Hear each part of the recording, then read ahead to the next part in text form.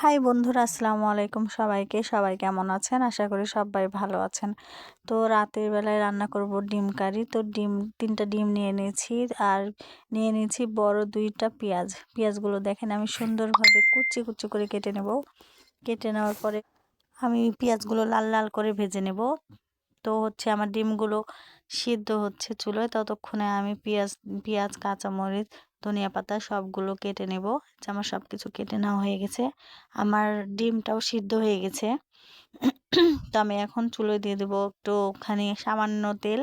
তেলের মধ্যে দেবো হালকা একটু লবণ আর অল্প একটু হলুদ গুঁড়ো। তারপরে দিয়ে দেবো ডিমগুলো একবারে সুন্দর করে ভেজে নেব। একেবারে মচমচে করে ভেজে নিচ্ছি দেখেন। তারপরে আমি দিয়ে দেবো আবার তেল দিয়ে দেবো, সামান্য পরিমাণের তেল, বেশি তেল ইউজ করব না।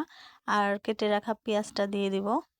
পেঁয়াজগুলো দেওয়ার পর পেঁয়াজগুলো একেবারে যখন লাল লাল হয়ে যাবে তখন দিয়ে দেবো লবণ, আদা রসুন জিরা বাটা, মরিচের গুঁড়ো, হলুদের গুঁড়ো সব কিছু দিয়ে অনেক সুন্দর করে নেড়ে কষিয়ে নেব।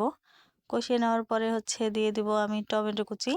টমেটো কুচি দিয়ে দেওয়ার পরে আবার আমি সুন্দরভাবে কষিয়ে নেব। আর টমেটোটা গোটা গোটা থাকবে না, এরকম মাখা মাখা হয়ে যাবে।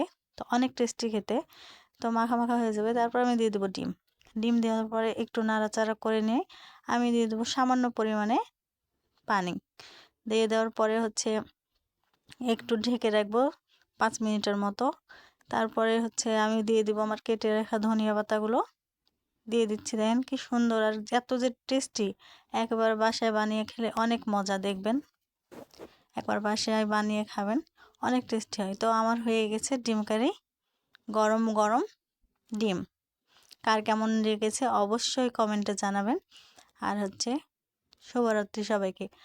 আর ফলো দিয়ে সবাই পাশে থাকবেন।